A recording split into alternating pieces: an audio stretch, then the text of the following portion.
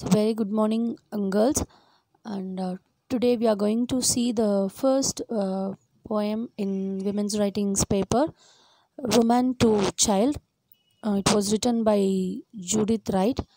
So, before entering into the poem and the introduction of Judith Wright, so first I would like to give you some introduction about women's writings.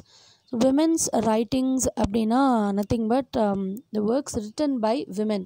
அவ்வளோதான்.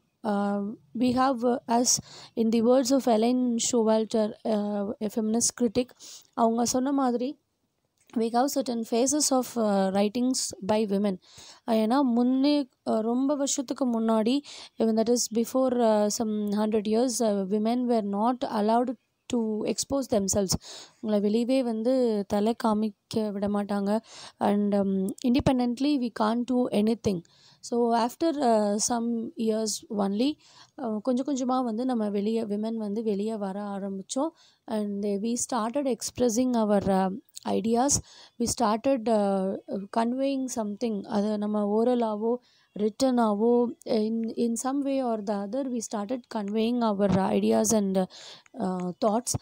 And அப்படி ஒரு சுச்சுவேஷனில் that is particularly within the recent 50 or 60 years இந்த பீரியடுக்குள்ளே தான் அப்படின்னு சொல்லணும்னா, நம்ம women where given all freedom, most of the freedom to do whatever we like. நம்ம என்னென்னலாம் நம்ம நினைக்கிறோமோ, நமக்கு என்ன விருப்பமோ அதை செய்யலாம் அப்படிங்கிற அந்த அளவுக்கு ஒரு ஃப்ரீடம் நமக்கு கிடைச்சிருக்கு.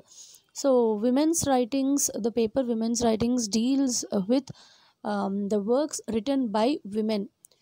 Women எழுதின அவங்களுடைய இன்னர் ஃபீலிங்ஸ், அவங்களுடைய தாட்ஸ். ஸோ அதுதான் இந்த அவங்களுடைய ஒர்க்ஸ் மூலமாக வெளிப்படுது. And particularly most of the works எப்படி இருக்கும் அப்படின்னு பார்த்தோம்னா, பார்ட்லி ஆட்டோபயோக்ராஃபிக்கலாக தான் இருக்கும். Most of the women, because அவங்களுக்கு ரொம்ப வருஷமாக நம்ம உள்ளேயே அடங்கி இருந்ததுனால, எடுத்த உடனே என்ன யோசிக்கிறது, என்ன எழுதுறது அப்படின்னு தெரியாதனால, நான் அட்வான்ஸ் நம்ம என்ன பண்ணுவோம் அப்படின்னா, ஓகே நம்ம வாழ்க்கையில் என்ன நடந்தது, ஆர் நம்ம வாழ்க்கையில் நடந்த விஷயங்கள், ஆர் நம்ம பார்த்த விஷயங்கள், பார்த்து பழகின தெரிஞ்சுக்கிட்ட விஷயங்கள், இந்த மாதிரி நிறையா விஷயம். ஸோ விமனுடைய தாட்ஸை அவங்கள அப்படியே பிரதிபலிக்கிறதுக்காகவே அவங்களுடைய ஒர்க்ஸை எழுதினாங்க அப்படின்னு சொல்லலாம். ஸோ ஒருத்தர் இப்போ ஒரு விமன் எழுதுகிறாங்க அப்படின்னா, அதை பார்க்கும்போது, அதை பார்த்துட்டு இன்னொருத்தர் படிக்கிறாங்க, இன்னொரு விமன் அதை படிக்கிறாங்க அப்படிங்கிறப்ப அவங்களுக்குள்ள ஏதோ ஒரு சின்ன தாக்கம் வரும். லைக் இந்த மாதிரி தானே நம்ம லைஃப்லேயும் நடந்தது அப்படிங்க. ஸோ அவங்களுடைய inner feelings, what they feel inside, and what to how to rectify it, and what are the solutions could be offered, இந்த மாதிரிலாம் யோசிச்சு தான் most of the women write some part autobiographical எலமெண்ட்ஸை அவங்க இன்க்ளூட் உள்ள அவங்களுடைய ஒர்க்ஸில் கொண்டு வராங்க. அண்ட் இன் தி ரீசன்ட் இரா, இப்போ கண்டெம்ப்ரரியாக பார்த்தோம்னா, we all of us started studying and we start thinking unique. So அந்த யூனிக்காக இருக்கும்போது அவங்களுக்கு அந்த ஸோ டிஃப்ரெண்ட்டாக ஏதாவது க்ரியேட்டிவாக எழுதணும், புதுசாக ஏதாவது க்ரியேட் பண்ணணும் அப்படிங்கிற மாதிரி ஒரு ஃபீலிங் உங்களுக்கு வருது. ஸோ இப்போ நம்ம நிறையா different that is versatile concepts we could see. And அப்படி உருவாகிறது தான் women's writings, that is the writings written by the works written by women அப்படின்னு சொல்லலாம். So this poem woman to child, so from the name you could have guessed something like woman, ஒரு உமன்லேருந்து சைல்டுக்கு something ஒரு டிரான்ஸ்ஃபர்மேஷனாக இருக்கலாம், ஒரு message convey பண்ணதாக இருக்கலாம், something passes between a woman and a child. So before entering into the poem, let me give a short introduction about Judith Wright. So she is Judith Wright, the poet. She is an Australian poet. She was born in Australia. An Australian poet, and she is a recipient of many awards like Sir Christopher Brennan Award, and she received Queen's Gold Medal for Poetry in 1991. an Australian National Living Treasure Award in 1998. And இவங்களுடைய first book of poetry என்ன அப்படின்னு பார்த்தோம்னா த moving image. It was published in 1946. And after 20 years 1966 she published her first collection of short stories titled The Nature of Love. So from the titles you could guess something. அவங்க வந்து she's an ardent lover of nature, or அவங்க இந்த natural atmosphere அவங்களுக்கு பிடிச்சிருக்கு அப்படிங்கிறத நீங்கள் guess பண்ணிக்கலாம். Yes, it is right. she is an environmentalist, campaigner and political activist. So she has a keen focus on Australian environment. So environment எப்படி இருக்குது, அதை எப்படி ப்ரொடெக்ட் பண்ணுறது, that too particularly after World War II. So World War II is from 1939 to 45.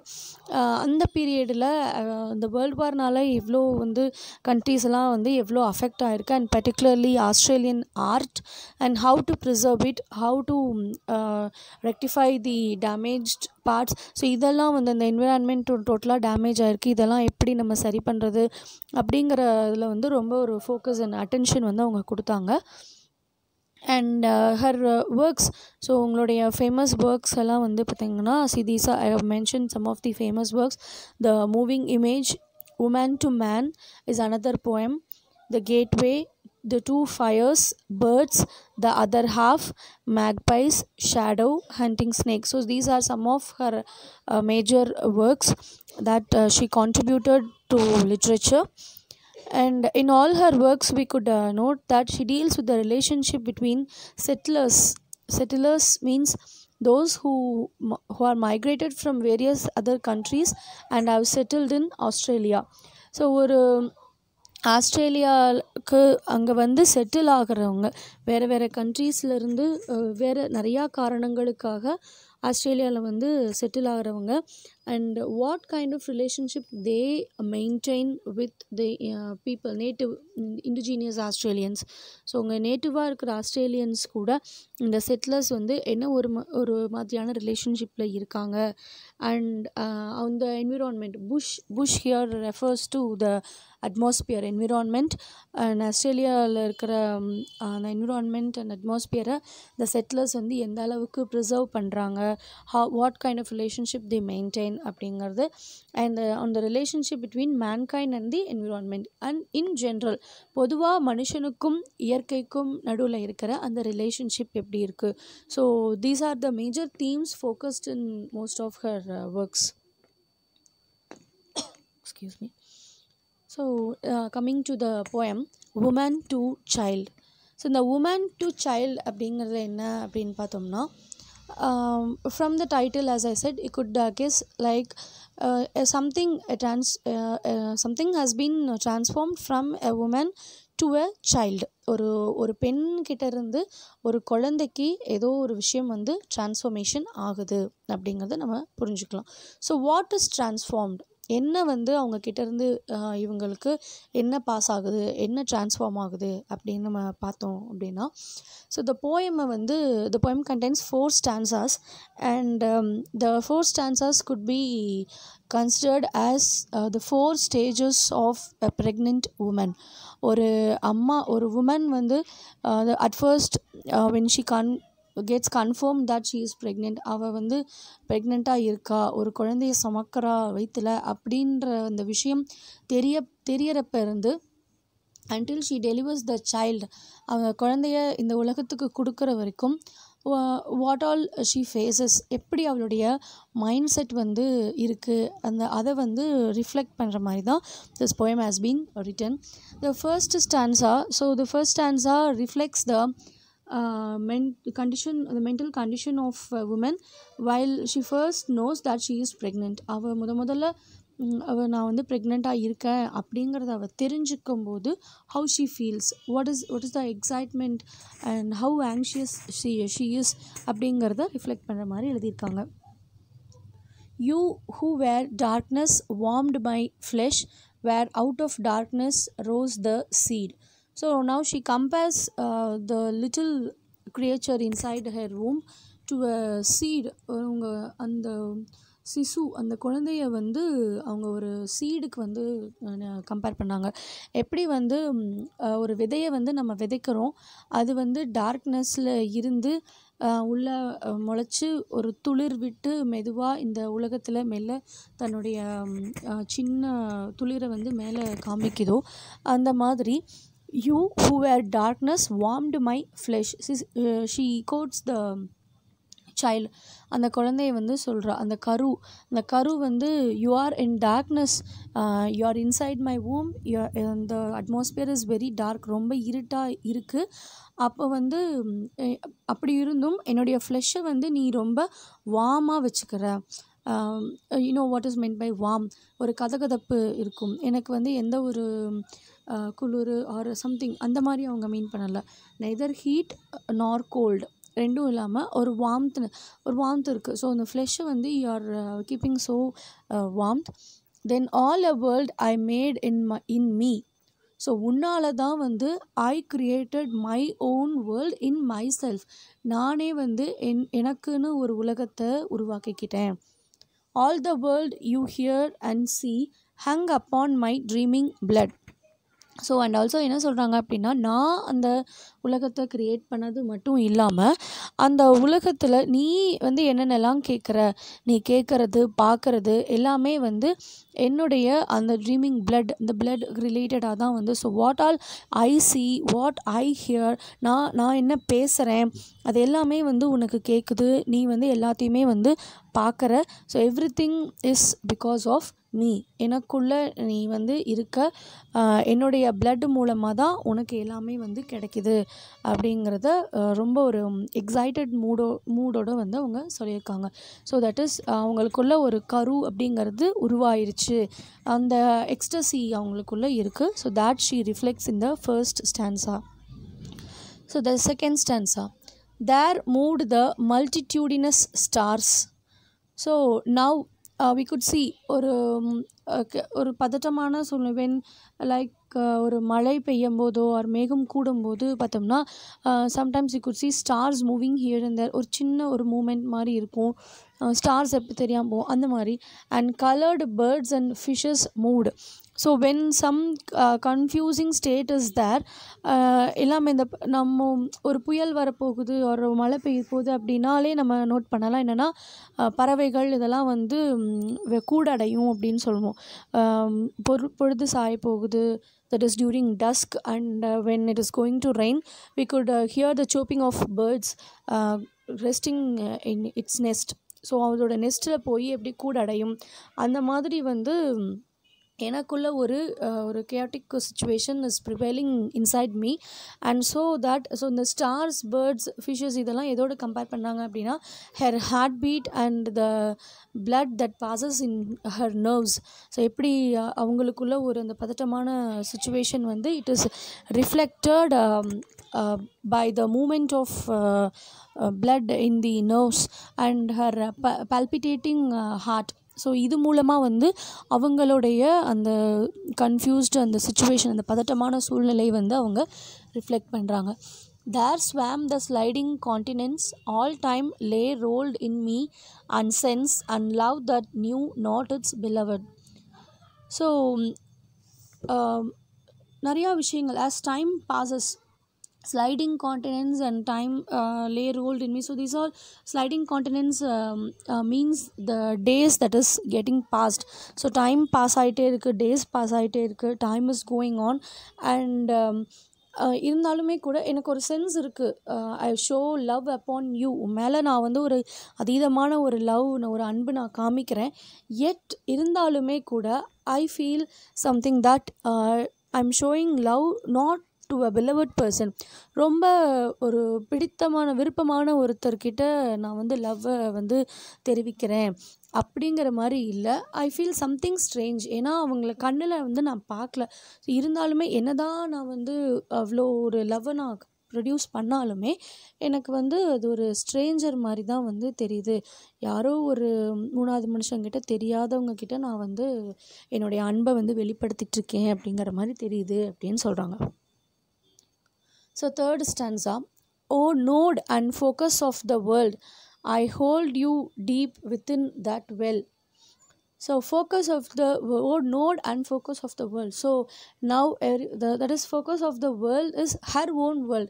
என்னுடைய நானே எனக்காக create பண்ணிக்கிட்ட அந்த உலகத்தில் இப்போது என்னுடைய main node is the main branch of plant சொல்லுவோம். ஸோ அந்த மாதிரி the important part and the main focus what I give இது எல்லாமே யார் அப்படின்னு பார்த்தீங்கன்னா நீ தான். ஸோ அந்த குழந்தை அந்த சிசுவை வந்து அட்ரஸ் பண்ணி அந்த கருவை அட்ரஸ் பண்ணி அவங்க பேசுகிறாங்க. I hold you deep within that well. So that well she calls her womb, அவங்களுடைய கருப்பையை வந்து வெல் அப்படின்னு சொல்கிறாங்க. ஒரு வெல்குள்ளே வந்து அதுக்குள்ளேயே நான் உன்னைய பத்திரமா அதில் ஆழமாக பத்திரமா நான் வச்சுருக்கேன். யூ ஷால் எஸ்கேப் நீ வெளியே சீக்கிரமே அதுலேருந்து வெளியே வந்துடுவ. And not escape that mirrors still your sleeping shape. So நீ அதுலேருந்து வெளியே வந்துட்டாலும், so now this is the third stage of pregnancy of woman. That is நல்ல குழந்தை வந்து வளர்ந்து இருக்கிற அந்த ஸ்டேஜை சொல்லலாம். That is towards before that is the verge of delivery, before a few months or certain days or certain months of delivery. அப்போ வந்து அவங்களுடைய மனநிலை எப்படி இருக்குது அப்படிங்கிறத ரிஃப்ளெக்ட் பண்ணுற மாதிரி இருக்குது. You shawl escape from this world. இந்த வெளிலேருந்து இந்த வேர்ல்டுலேருந்து நீ எஸ்கேப் ஆகலாம். ஆனால் எதுலேருந்து எஸ்கேப் ஆக முடியாது அப்படின்னு சொல்கிறாங்கன்னா, you could not escape from that mirror still your sleeping shape. எதில் இருந்துன்னா, நானாக எனக்காக ஒரு வேர்ல்டை நான் க்ரியேட் பண்ணிவிட்டு நீ இப்படி தான் இருப்ப, நீ இப்படி தான் தூங்குவ, I mean by the position. So sometimes we could notice like some pregnant women keeping their hands upon their stomach and noticing the movement of the child. குழந்தை இங்கேயும் அங்கேயும் ஓடுறது and when it is silent, எந்த மூமெண்ட்டுமே இல்லாமல் இருக்கிறப்போ moment இருக்கா அப்படின்னு தொட்டு பார்க்குறது. Sometimes we could feel the kicking of the baby. So இதெல்லாம் வந்து அடிக்கடி தொட்டு பார்க்குறது எதுக்காக அப்படின்னா, whether the baby is active, நம்ம கூட அது ஆக்டிவாக இருக்கா, நம்ம சொல்கிறதெல்லாம் கேட்குதா, நம்மளுடைய எண்ணங்களை வந்து ரிஃப்ளெக்ட் பண்ணுதா அப்படிங்கிறதுக்காக தான் வந்து தொட்டு ஆக்டிவாக இருக்கா அப்படின்னு பார்த்துப்பாங்க. ஸோ அவங்க அதை வச்சு அவங்க இமேஜின் பண்ணிக்கிட்டு என்ன சொல்கிறாங்கன்னா, I am in a world where I thought of your sleeping shape. நீ வந்து எப்படி தூங்குவ, இப்படி தான் இருப்ப, இப்படி தூங்குவ, இந்த பொசிஷனில் இருப்ப அப்படின்னு ஆனால் ஒரு ஷேப்பு க்ரியேட் பண்ணிட்டேன். And that nurtures still your crescent cell. So the cell அந்த குழந்தை இருந்த அந்த she calls it as a cell is prison அப்படின்னு சொல்ல முடியாது. ஒரு அறை, ப்ரிசன்னா ஜெயில் கிடையாது, ஒரு சின்ன தனி அறை. அந்த அறை எப்படி இருந்தது அப்படின்னா, it's like a crescent Moon, ஒரு பிறை நிலா வடிவத்தில் வந்து இருந்தது. ஸோ இந்த எல்லா விஷயத்துமே வந்து நான் எனக்குள்ளேயே I've stored everything in my imaginary world. And even if you escape physically from me, you could not escape from that mental notion. அதிலிருந்து நீ வந்து எஸ்கேப் ஆக முடியாது. அது வந்து எப்போவுமே என் மைண்டுக்குள்ளே ஸ்ட்ராங்காக வந்து பதிஞ்சிருக்கு, இம்ப்ரிண்ட் ஆகிருக்கும் அப்படின்னு சொல்கிறாங்க. So the last stanza, I wither and you break from me. So now it's a time of delivery. She's going to deliver the child. இவ்வளோ நாளாக அவங்க பாதுகாத்து வச்சு அவங்க அந்த வேர்ல்டுக்குள்ளேயே பொத்தி பாதுகாத்து வச்சுருந்த அந்த குழந்தைய now she is going to give to this virtual world. இந்த வேர்ல்டுக்கு வந்து கொடுக்க போகிறாங்க. wither means உதறது அப்படின்னு சொல்லுவோம், உதறி போடுறோம் அப்படின்னு சொல்லலாம் இல்லையா. So I wither and you break from me. நான் உன்னைய உதறிட்டேன், இந்த வேர்ல்டுக்கு கொடுக்க போகிறேன். And you break from me, நீயும் என்கிட்ட இருந்து ஃபிசிக்கலாக நீ வந்து பிரிஞ்சு போகிற. எட் தோ you dance in living light. Though you may dance, அதாவது இவ்வளோ நாளாக நம்ம டார்க்னஸில் இருந்தோம், ஸோ இப்போ வந்து ஒரு வெளிச்சத்துக்கு வந்துட்டோம், பிரகாசமாக நம்ம ஒரு நல்ல பிரைட்டான ஒரு லைட்டை வந்து I am going to look upon, I am going to enjoy this situation அப்படிங்கிறத நீ வந்து you could enjoy. So let though you dance, so dance here means enjoying the scenario, அதை வந்து நீ என்ஜாய் பண்ணலாம்.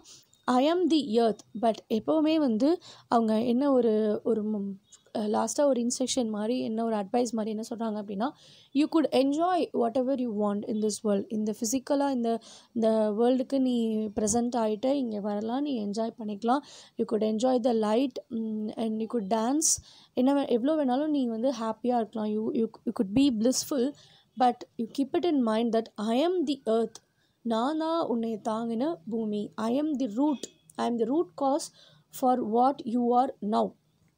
நீ இவ்வளோ ஒரு அழகான ஒரு பூவாக மலர்ந்து, or if you are a fruit, ஒரு நல்ல எல்லாருக்கும் ஃப்ரூட்ஃபுல்லாக நீ அந்த மாதிரி நீ இங்கே இருக்க அப்படின்னா அதுக்கு வேர் யார், what is who is the main reason அப்படின்னு பார்த்தோம்னா நான் தான் அப்படின்னு அந்த அம்மா குழந்தைகிட்ட சொல்கிற மாதிரி. I am the stem that fed the fruit. So you are the fruit and I am the stem who nurtured you. உனக்கு வேணுங்கிறப்ப ஃபீட் பண்ணி, that is I gave you food and water and sunlight, whatever you need எல்லாமே உனக்கு கொடுத்து உன்னை இவ்வளோ தூரம் நல்ல ஒரு கனிவான ஒரு ஃப்ரூட்டாக கொண்டு வந்த ஸ்டெம் யார் அப்படின்னா நான் தான்.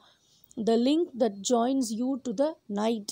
So night she again refers to the that is death. And the இருட்டு, again you are going to the darkness, you will be going to the darkness someday. ஒரு இருட்டுக்கு, அந்த நைட்டுக்கு நீ போகிற இந்த லைட்டையும், that is the light the day when you are born and this டேயும் அந்த நைட்டையும் link பண்ணுற ஒரு லிங்க் யார் அப்படின்னா நான் தான். So till then you live in this earth, you should remember that I am with you. நான் தான் உனக்கு ஒரு ரூட் காஸ் அப்படிங்கிறத நீ புரிஞ்சுக்கணும் அப்படின்ற மாதிரி சொல்கிறாங்க. So these are the points that a woman conveys to her child. ஒரு அம்மா அவங்க குழந்தைக்கு இன்ஸ்ட்ரக்ட் பண்ணுற போயமாக இந்த போயம் ஜூடித் ரைட் எழுதியிருக்காங்க. தேங்க்யூ.